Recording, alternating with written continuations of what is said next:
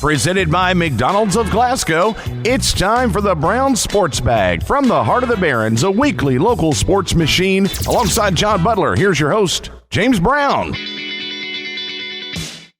Well, John, back again this week. We're going to recap some baseball, some softball. It's a pretty interesting week in baseball and softball. We're going to talk a fair amount about the NFL draft, which was interesting in a lot of different ways. We'll check on how your Kentucky Derby went for you and whatnot, and talk about whatever else comes to mind, I suppose, in the process.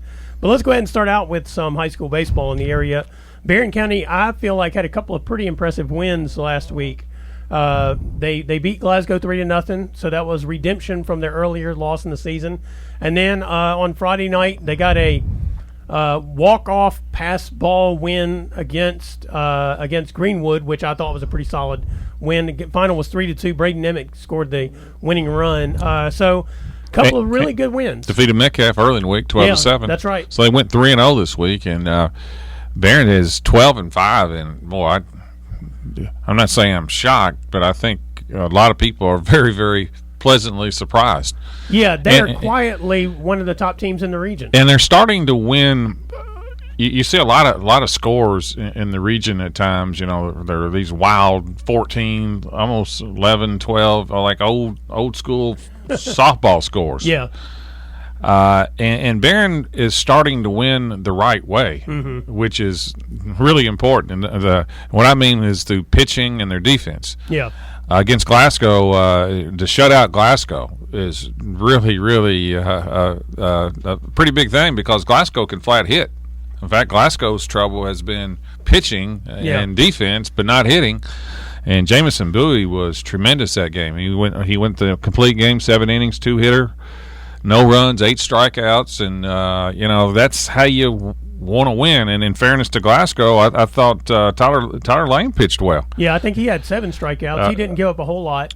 2 earned runs, 7 innings. So it was a good, it was a fairly quick game for today's standards in terms of pitching. But the 3-0 shutout of Glasgow, and then they come back and beat Greenwood 3-2, and that was behind Blake Cook. He went 7 innings and only allowed 1 earned run and struck out 7. Yeah. So when you're starting to have your starting pitching limit really good teams like Greenwood and Glasgow, then that's several teams may have one pitcher, but to start to build a staff is how you win districts and regions.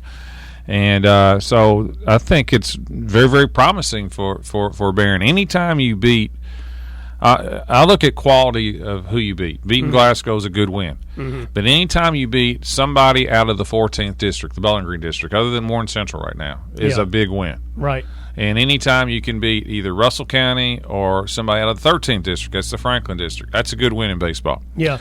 So I'm just looking at quality of wins, and those last 2 wins against Glasgow and Greenwood really, really just jump out at me. And since we're talking about Barron, then we'll go to Glasgow. I was looking at some of the stats, trying to get a little recognition to some kids. Barron's leading hitter right now is Brennan Hicks, 403. This time of year, that's pretty good. And he also leads the team in RBIs. At least he's tied at 24. Cody Moore, who pitches as well, 362, 24 RBIs. Tate Pointer, the shortstop, 364. And I want to give a little shout out to a former student of mine. Blaine Smith had a really good week.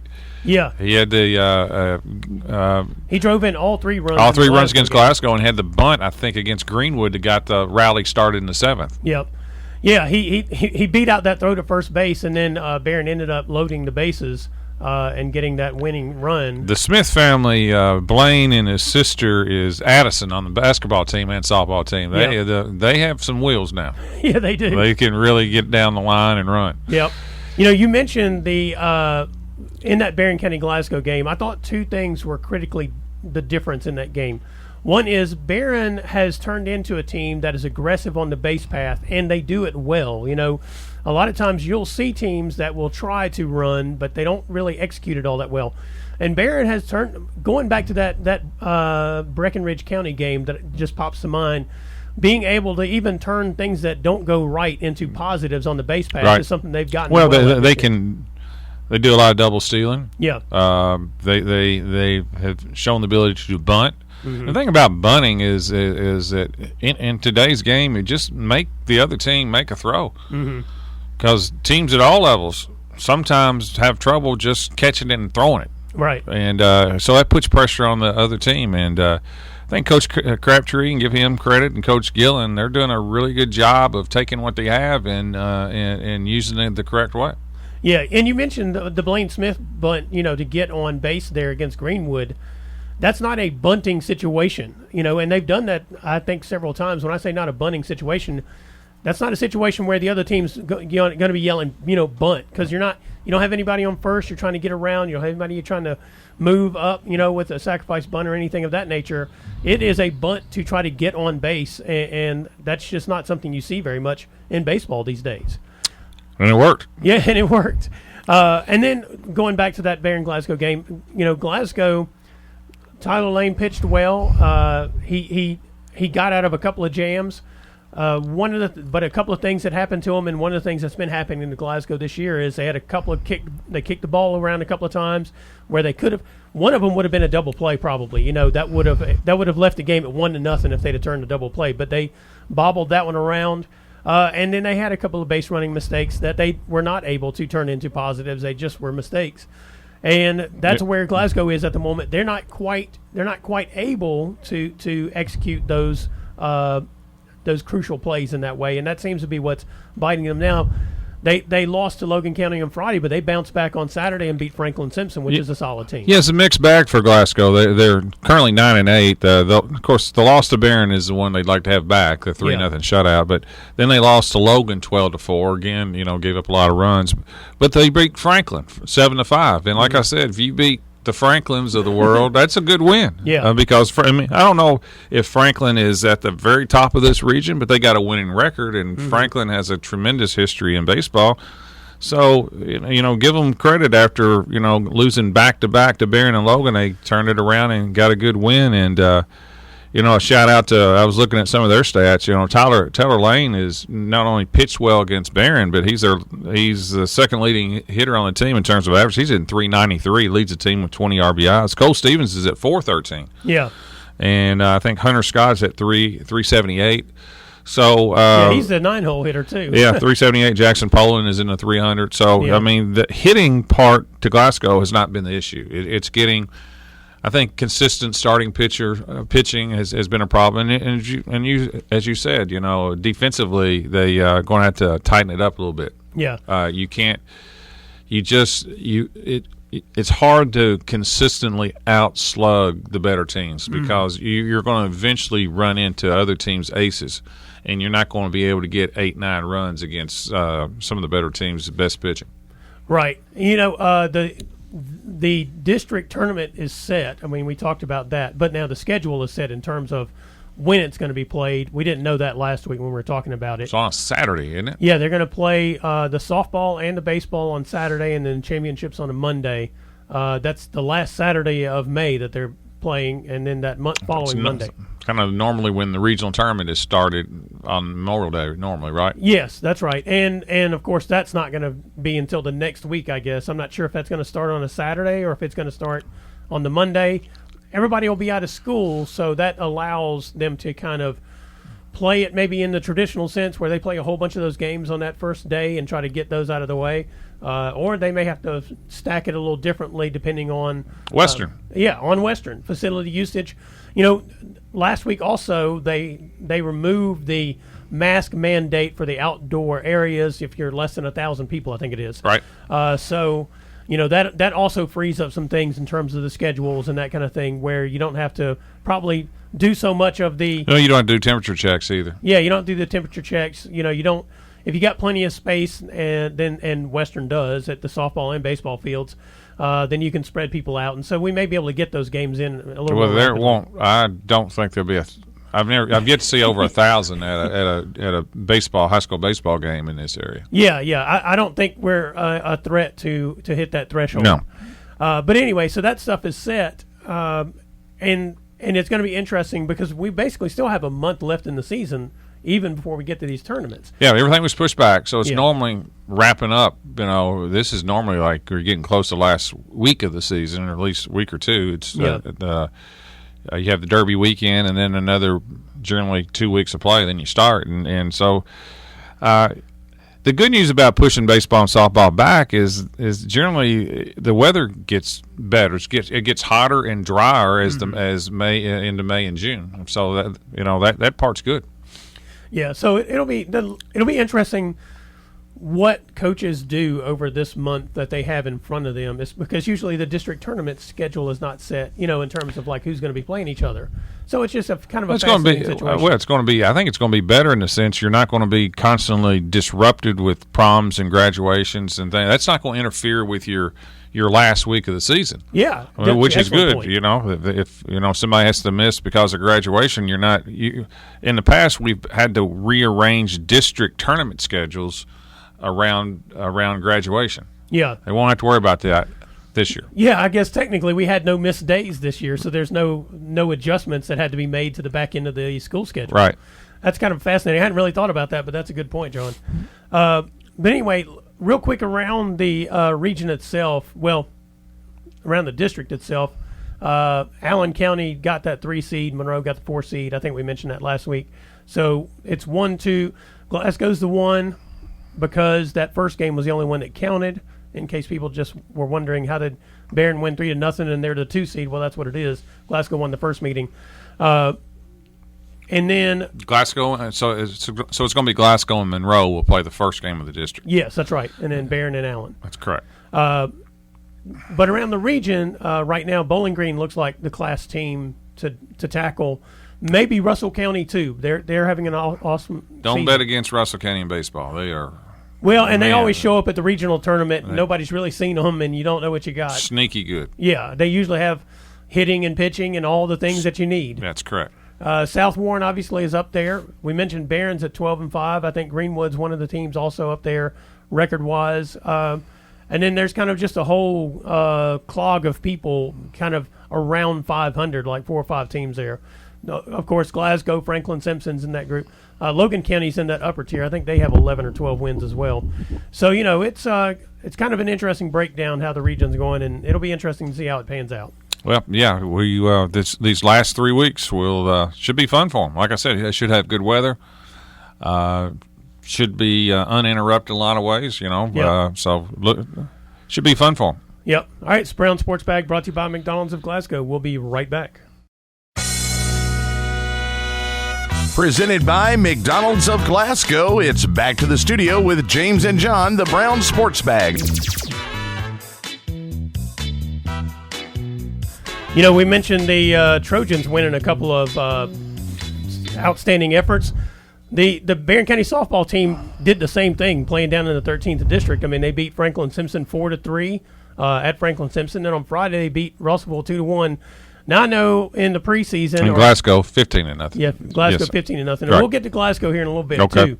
I didn't mention that one so much because they were all over them from start to finish. Yep. But we have talked about the fact that they've not played a lot of games where they've been challenged. Talking about Barron County, they've won them decisively in this area. Well, they're 14-4. Their 4 losses are to all teams I checked are in the top 25. Yes. Warren East, Lafayette, Christian County, and Louisville Assumption. Are all in the top 25. Yeah, and 3 of those games they didn't perform as well as I'm sure Coach Murphy would have wanted.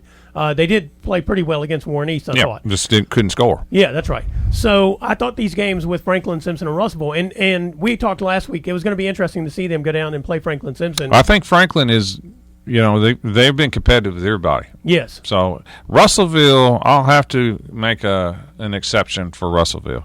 It's the best softball team Russellville's ever had. Well, I told you before, that pitcher they have, Amaya Collier, is legitimately She is good. legit. I was talking to Cora Bogue I have in class, and I said, what's the deal? She said, that kid, she's really good. She is. And if you look at Russellville scores, they're very, very competitive. It's the best and they're young. Golly, they're young. She's just a sophomore. Yeah, she was a starter. But Russellville has, I don't know if they've ever had a winning season in softball, so they've got something going right now. They did 2 years ago with her on the mound. Okay. I don't know if they won a game when she didn't pitch. So. Well, I mean, you can count their loss. You can count their wins against winning teams on your hand. Yeah. But now they got a shot in. Barron won 2-1, and it took Lily Brody throwing a 1-hitter. Yeah. Did not allow an earned run. So that turns out to be a good win, but a hard-fought win. You know what I find interesting about that game? You mentioned before in the previous segment about those baseball scores being like old-time softball scores, slow-pitch softball scores.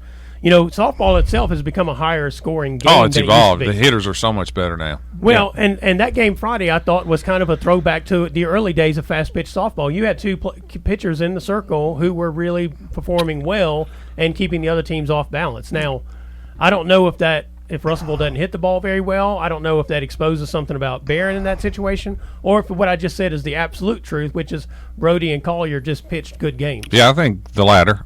They pitched good games, and so Barron just continues to roll along, and they still have some challenges down the road. I know they still have South Warren on their schedule. Mm-hmm. Of course, South Warren's number 1 in the state, so that that's coming up in a couple of weeks. So they still have some challenges. I don't think they're going to any more big tournaments. They played in E-Town, and they went to the one at Great Crossing. I'm just thinking off the top of my head, but I do want to.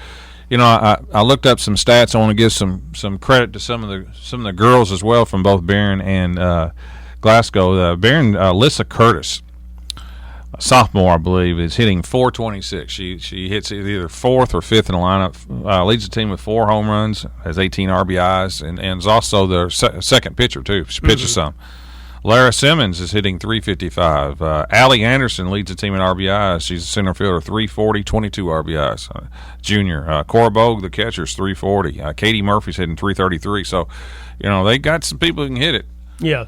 And, defensively they've been solid, not great. I think that's an area that they probably need to clean up a little bit more. Mm-hmm. And just keep playing. They just the more times they can face the South Warrens and Warren East, they'll be more and more ready at the end of the year. Yeah, you mentioned the South Warren game. That one's coming up on May 13th, and then a game they were supposed to have already played against Greenwood got moved and is now on May 18th. We need to play them. Yeah, I think, but I'm interested in both those games. South Warren, I think, is the best team. They're undefeated, but they have not played the greatest schedule yet. They haven't, but they did beat Warren East 1-0 in their meeting, and I think they beat Greenwood 6-3. I think was the score of that game. Right. So, in Greenwood is one of those teams, traditionally a powerhouse. They went down, they're bouncing back now, as we've seen. So I'm kind of curious to see. As we've said before, we think South Warren and Warren East are probably the top 2 in the region. And then there's kind of a collection of folks down below that, probably Franklin Simpson now, Barron, Greenwood, I think, falls into that category, maybe Bowling Green as well, which Barron has beaten twice. So I'm kind of curious to see as we go through and they get to that Greenwood game what we see out of that game. I think it'll be an interesting matchup. Greenwood has a really good pitcher. Yeah. I do know that. Yeah. And, of course, Warren East does too. Right. So it runs, when you face their best pitchers, runs are at a premium. Mm-hmm. So you gotta put pressure on the other team. You don't need to strike out a lot. Strikeouts. There's no real defense to strikeouts. So you got to put the ball in the play. I mean that's where where your bunting game may have to come into play and so forth, and catch the ball yourself. Right.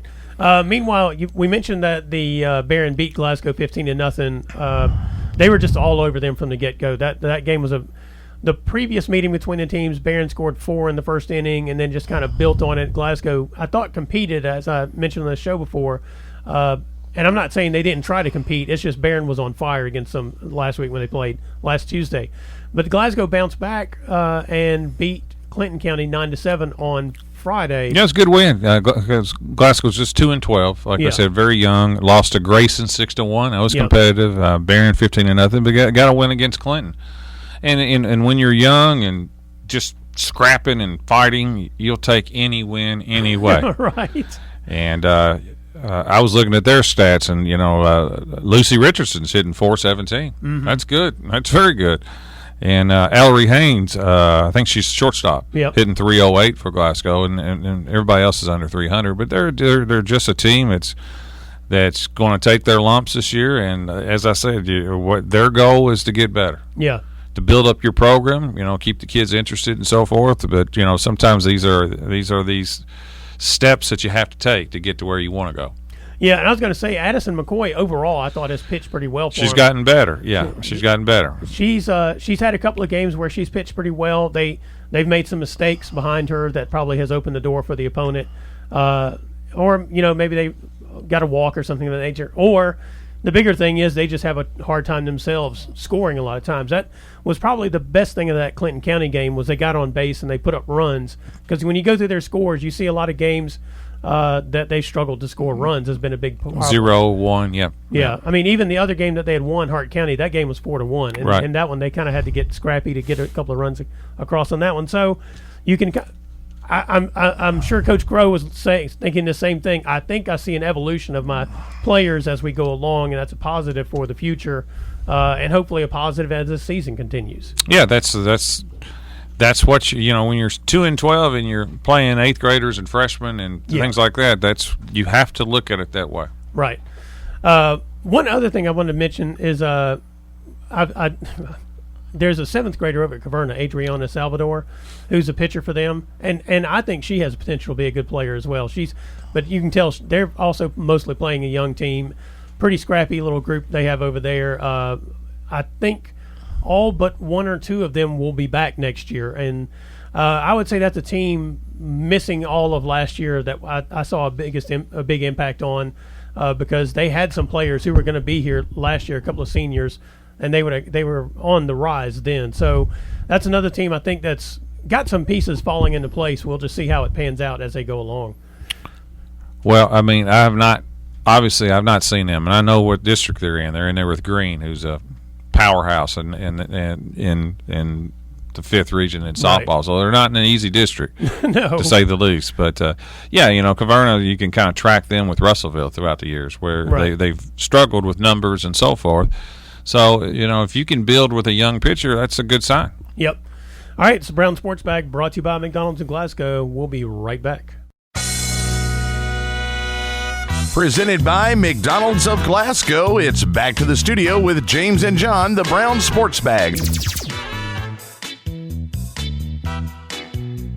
Well, John, there was an NFL draft last week. You may have heard about it.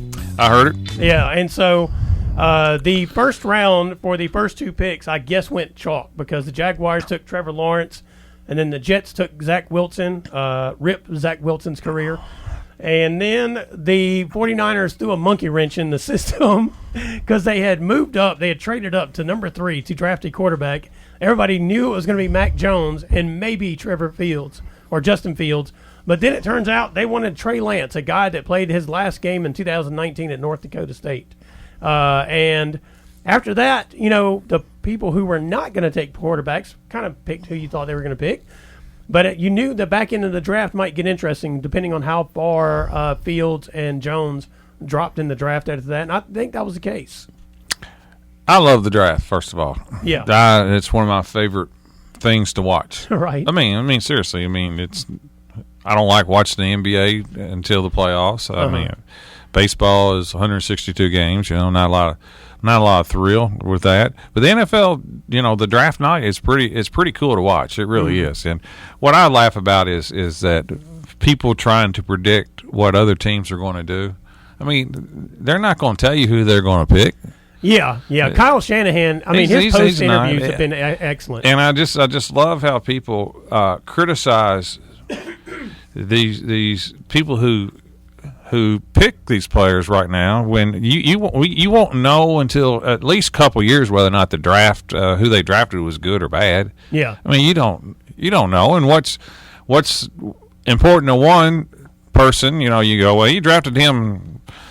I had him 60 on my board, and you drafted him at 22. You didn't get value for that person. Well, maybe that's who they wanted to pick, and they didn't want to risk that not getting that person. So I just think it's funny how people give grades and things to whatever when, you have these people who study quarterbacks. That's all they do, and quarterbacks, it's hit or miss. Yeah, it just flat out hit or miss. Sometimes it's just. Belichick of New England has gotten so much credit for drafting Brady.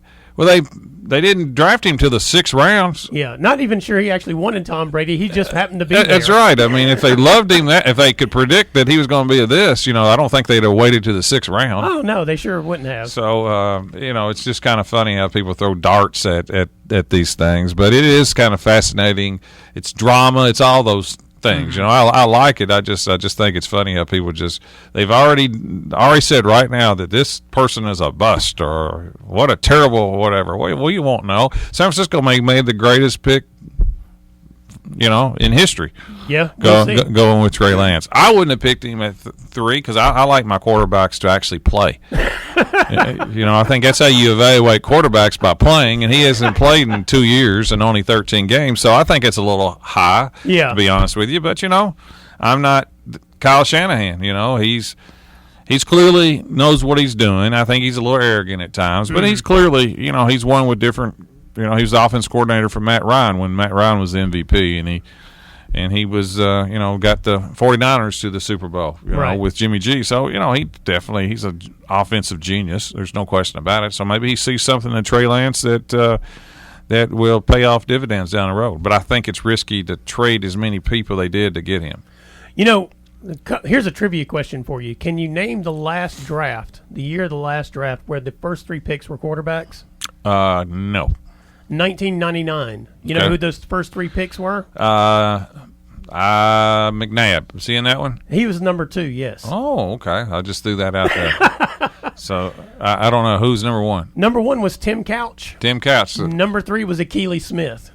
Okay, well, I'm not saying Tim Couch was a bust. I mean, he just got beat up to death. Tim Couch was not specifically a bust. No, was the bust of the situation, which is why I said to rip Zach Wilson's career. He was the first pick of the new Browns, and the new Browns were starting at the basement level. That's correct. I mean, there was very little chance he was going to be successful no matter what. Now, Akili Smith. Yeah, that didn't work out. Yeah, I mean, that didn't work out. And McNabb was a really good player. He was. He was went to the Super Bowl twice, right? Went to the NFC Championship 4 times, right? I think it was. Yeah, he was solid. That draft overall, though, was pretty thin because I went through it. The next 3 players that really stood out to me all in the first round were Edgerrin James, who had a solid career as a running back, Champ Bailey, and Javon Curse. Champ Bailey's going to be in the Hall of Fame if he's not already. He is. Yeah, that's right. Last year, I think it was. And then Javon Curse, who was a solid defensive player for the entirety of his career. Yep. Overall, that draft was pretty thin, though. Yeah, it's just hard. These things are hard to predict. And actually, I kind of think these quarterbacks, it's the only time it really matters, they're all into. Sometimes it's it's kind of a macho deal to be drafted first, second, or third, but it's really more important where you go. Yeah, like Mac Jones is in a great spot, going to New England, dropping to 15. Where there's not a lot of quarterback competition there, but he can also, clearly New England knows what they're doing. Mm-hmm. He's in a great spot. Justin Fields fell to 9th, but he's going to Chicago, who really doesn't have a quarterback either. Right. To be honest with you, I mean, they've got 2 aging veterans, Dalton and Nick Foles. Yeah. The star at Philadelphia won the Super Bowl, but has been a bust everywhere else. Yeah. So he's really in a good spot. Trey Lance is going to have Kyle Shanahan and a great team around him. Yeah. And won't have to play much this year until Jimmy G gets hurt. He's in a very similar situation great spot. as Patrick Mahomes. He's in a great spot. That's right. Very similar. They don't need him right now. Yeah. Zach Wilson is the one that that goes to the Jets. The Jets have just not had. No, they've got a new coaching regime. Mm-hmm. So, maybe this will work out better for him. But that's a tough market, tough place to play, tough division. Yeah, that's what somebody pointed out is he's in a division with 3 teams that have some of the best defensive minds in the NFL. That's going to be tough. Have to deal with. And the Jets do need him. And Trevor Lawrence, I think, is in a great spot. I think he's the best player, but I think Jacksonville with the new coach, Urban Meyer, I've got confidence that he will be a successful coach, and will put him in a really good position to succeed. So I think he's going to be okay. Plus, he's in his territory, and Jacksonville's real close to Clemson in that area. Not a lot of pressure, I don't think, in Jacksonville. Right. I think he's in a good spot too. The one player that I don't know if Trey Lance is good enough, but he's in a great spot. Zach Wilson is the one that I would we'll see how that turns out. I wish them all the best. I'm with you. I think 4 of those 5 did land in situations where they are both not needed immediately, and they have people around them who will help them, who know how to build up quarterbacks. Yeah, well, Trevor Lawrence is needed, but Jacksonville's not good enough right now. Yeah, I mean, and so kind of with Trevor Lawrence's situation, you just hope he doesn't get hurt. Right. Playing on that team. And Zach Wilson is the only one that I think is in a situation that is not a good situation. We'll see how it works out for the Jets, but he's in the New York market, which eats quarterbacks, eats stars, basically. He's in a tough division. He is needed right away, and we just don't know. Like somebody pointed out, he's from Provo, Utah. He played at BYU. There are probably other worldly experiences in his life that we don't know how he's going to handle in New York as well. And sometimes that's what gets young players, when they get into professional sports. Yeah, it's a big culture shock, no question, from the pressure and lifestyle of Utah to New York. That's a big difference. Yeah. I thought some interesting other picks in the first round. We had Jamin Davis went to the Washington Football Club. Yeah, linebacker for Kentucky. From Kentucky. And also, the other interesting thing is there were 1, 2, 3, 4, 5. I think 5 Kentucky defensive players that were drafted. Yeah, well, that's what they were good at. Yeah, it was. It was what they were good at, and I thought that was pretty fascinating. And Alabama just dominated. Where they have 6 or 7 first-rounders. Yeah. Yeah. That kind of goes back to why I was curious about Mac Jones anyway. Alabama quarterbacks have not been all that successful in the NFL, and there is the other talent around those guys is so significant that it's hard to really judge. Well, it's hard to judge, but it's not hard to see his arm strength and accuracy and so forth, and he held in the pocket several times too in the playoffs and got hit. And well, actually, they probably had more talent the year before offensively. Right. Yeah, definitely offensively they did before. Yeah, because Waddle this year was hurt most of the year. Yep. So anyway, I thought those were some interesting picks. Tutu Atwell, wide receiver from Louisville. I really like him. Went in the second round. Yeah, he went to the Rams. Yeah. He's in a good spot. Good creative mind. They'll use him the right way. And the Titans picked a Louisville player, Fitzpatrick, right? Yeah, Des Fitzpatrick. I really good thought player. he would go earlier in the draft. Well, I don't know. 4th round. Yeah. Well, there was just a lot of receivers. That is true. A lot of receivers, and that's a good place to go, Tennessee, because that's not a strength of Tennessee. They've got one really good receiver. Yes. Did not re-sign their other starting receiver, so that's not a bad place to be. Yeah, and ironically, they didn't re-sign their other one, but they picked up 2 receivers, but it was Fitzpatrick in the 4th round, and they picked up Racing McMath, I think, in like the 6th or 7th. I think he'll make the roster. Yeah. So, I mean, they have need there, but ironically, despite their need, they picked a whole bunch of defensive players, the Titans did. I mean, their first-round pick. Well, that was what they were bad at last year. They couldn't stop anybody defensively. They were horrible. That's a good point. Their secondary was bad, and they were worse in the league in terms of sacks. Yeah. So, I mean, they went after a need rather than, they needed defensive players. Offensively, they were tremendous. Yeah.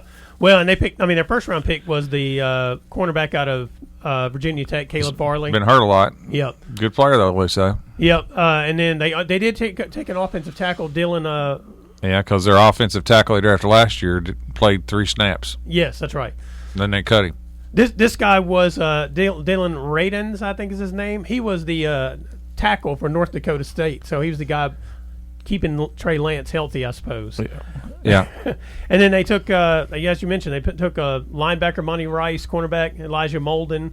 They took defensive end, Rashad Weaver, and then Brady Breeze, safety. I think that was their 7th round pick. Yeah, I don't know. I mean, nobody knows you won't know until after they play. I mean, they got to play, and they'll have preseason, I'm guessing, next year. I would guess. Yeah, I would guess so, and that's where you'll see some of the stuff shake out, and you'll see, was it a good move or a bad move? Were there any picks outside? You mentioned the drama that or any picks or anything from the draft that you that really caught your attention? Nothing caught my attention other than I just reacted to what I was watching on TV right. when the Raiders drafted the offensive lineman out of Alabama. Everybody was going, "Oh, it was way too early." Right. I don't know. I mean, he's an offensive lineman. We talked about this a couple years ago about how do you recruit an offensive lineman. I think that's a tough door. Oh yeah. And I would think the same thing, how do you evaluate offensive linemen? It's not something that I'm studying. So they reacted like that was a terrible pick. Yeah. But I mean, I don't know. Well, and my thing is like I'm always. I do know Dallas, because I watched Dallas a lot. They drafted a linebacker in the first pick, and I thought they had three linebackers. Yeah, you never have enough linebackers. Well, the highest paid linebacker, one of them is the guy from Notre Dame they re-signed, and then the Vander whatever. Esch.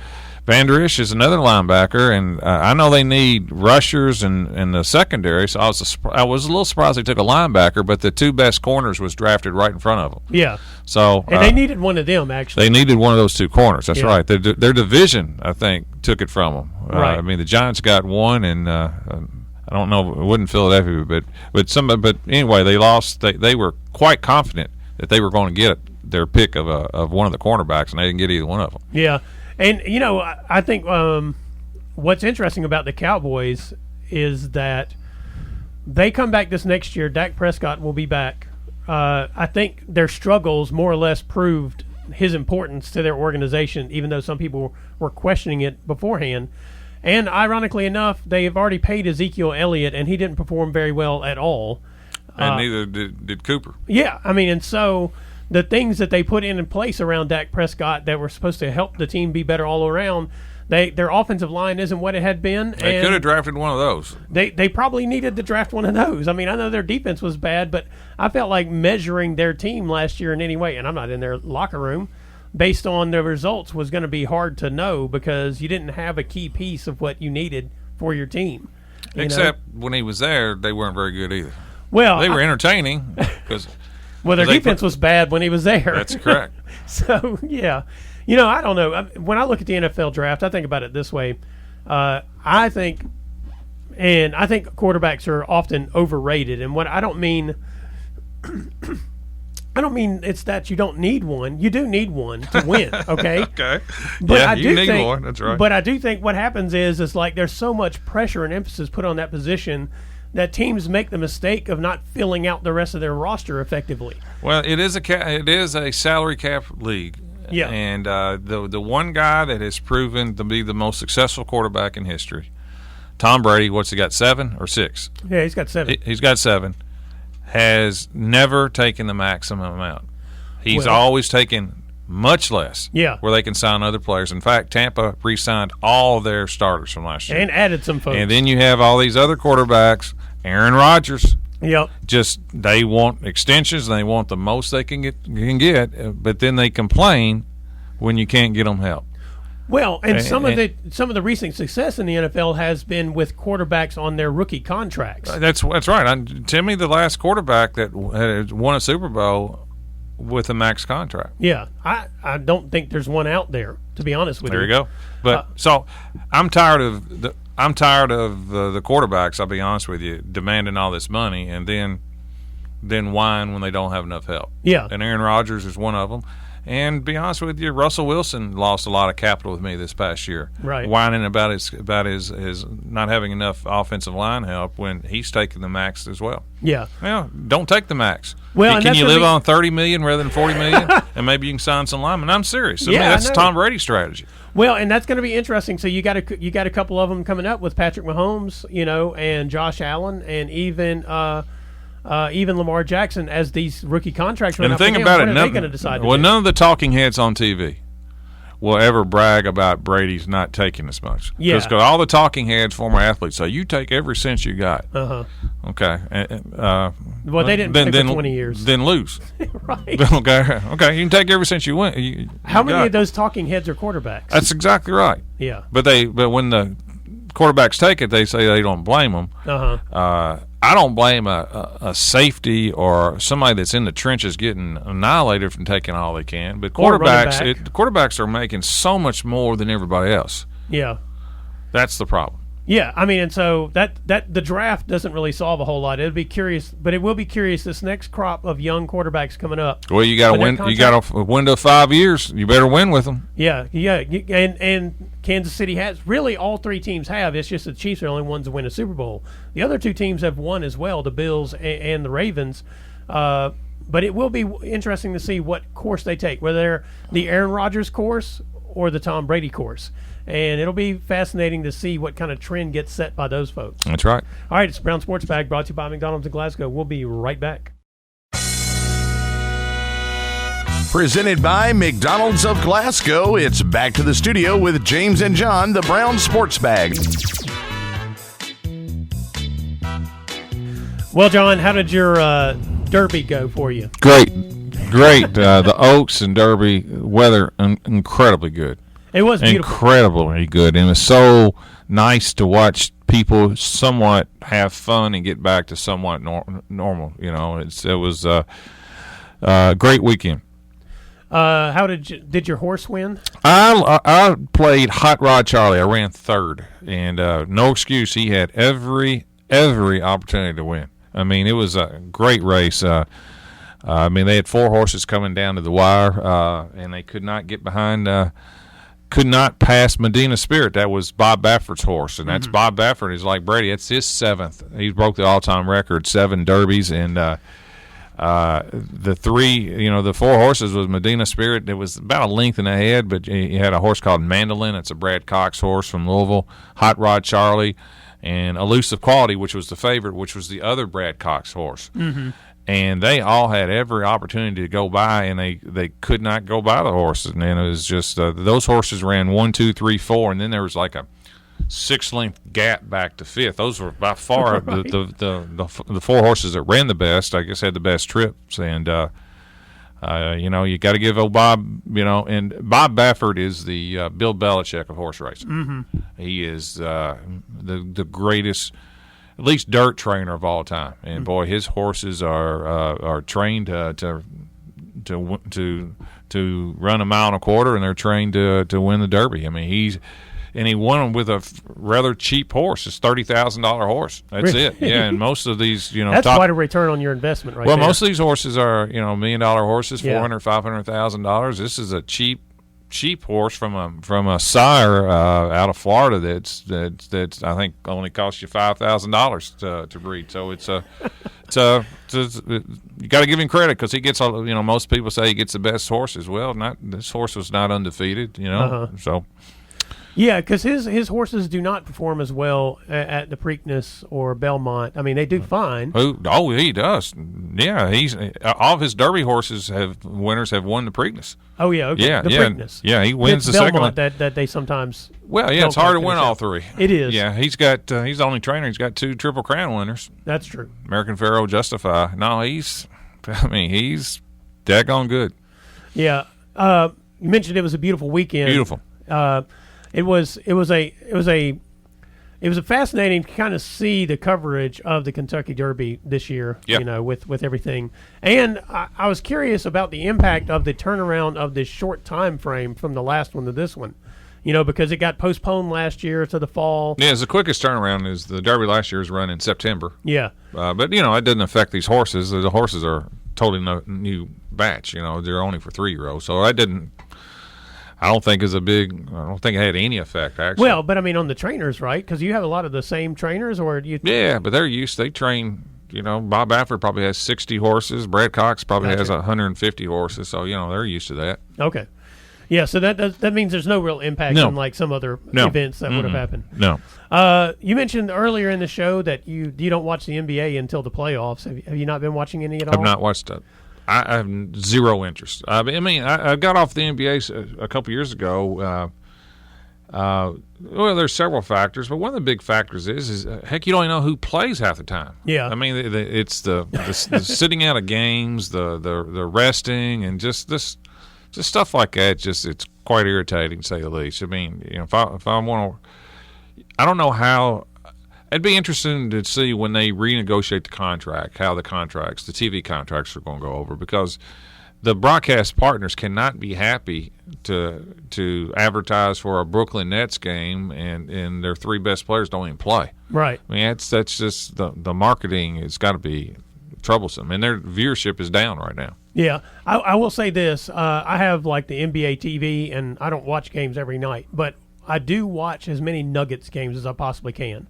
because I have decided I really enjoy watching Nikola Jokic play basketball. Well, you can go the Y and watch several people like Jokic play. No, I don't think he's got the YMCA game. No, I agree. He's 7 feet tall, and what catches you about him is like he puts the ball on the floor and great drives, passer. And he can pass off the dribble And like that. He can hit shots off of all the window everywhere. Slow, not quick, and that's why I think the guy out of Iowa has a chance. Yeah. If somebody uses him the right way. Yeah. He's slow and has a hard time guarding people, but he's a great passer. You got to be in the right system, and of course Jokic, the Joker, probably would be the MVP. Yeah, should be the MVP of the league, but you never know. He's the most consistently good. Consistent, night in and night out. that's right. He's almost an automatic triple-double anymore. But yeah, he's fun to watch. I will try to watch him, and the guy from Dallas is fun to watch. Yeah, Luka Doncic. Both European players, by the way. Yeah.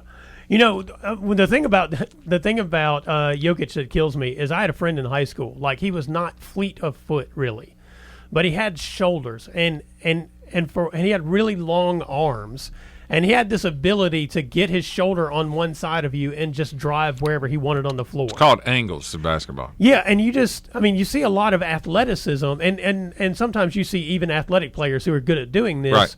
But, Jokic is just like, that's the thing he does. And it's kind of amazing to me when I watch people close out on him on defense, because they can't pick a side because he can go left or right. Yeah, well, that's what a good player does. But, yeah, and he's never in a hurry.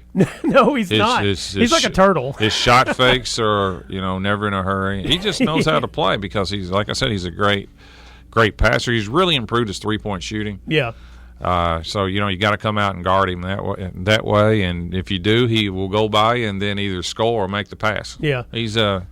He's like a unicorn. He's very, very unique. I don't ever remember a center of his size that does so much with the ball. Yeah, he kind of reminds me of Kevin McHale in a way, and he's not probably as creative as shooter. Well, he's not. Kevin McHale was not a passer. No, Larry Bird once said one of the greatest quotes of all time was complaining to McHale about McHale not passing it and passing the ball. McHale made a comment such as, "If you're standing on the rim, I may see you." Because he says, McHale said, "I'm only looking at the rim. I'm not looking anywhere else." Well, you are correct in that fact, but I guess I just mean in that kind of body, like McHale. Body and ball fakes and things like that, but not passing. McHale did not pass. No, much. He received passes from Bird. Yes. He did not give them back. Yes. Once the ball went to him, it was there for good. The black hole. Yes, it was. But I have, in that NBA TV, one of the things I have decided is I can watch some of these secondary games that are like not the primetime game of that particular night. Right. And so I'm entertained by that because there is more going on than people are talking about. It's just that someone made the comment the other day of this thing I was listening to is that we've had a window of time of LeBron James, and are people just tired of that? Yes. And is it time to just, once he retires, will it open up? Because they were pointing out there's a lot of good players and a lot of good basketball being played. We're just not getting a chance to see it. Yeah, I think there's some LeBron fatigue for more than one reason at times. Yeah. And I kind of liken that to if Tom Brady had won a Super Bowl at New England, it wouldn't have been as entertaining. I agree with that. And the fact that he went to Tampa Bay and won it, that kind of changed things up. Of course, LeBron moves around too. He has moved around, but the NBA just has this thing about its stars. Well, yeah, winning with the Lakers is not the most fascinating thing. Yeah, right. It's not as entertaining as coming back from 3-1 down with the Cavaliers and winning a championship. Right. It's not Cleveland. And then getting Anthony Davis to join you, it's just not. Well, and then on top of that, here's the thing: if you have a super team, you want to see them be super. I guess they've not been super. I guess that's the other reason I'm not real fascinated with the league. Yeah. Well, the super teams. I recommend to anybody who wants to watch some entertaining basketball, watch the Nuggets, even though Jamal Murray is hurt. That's correct. Otherwise, you can steer away. This is Brown Sports Bag, brought to you by McDonald's. We'll be back next week.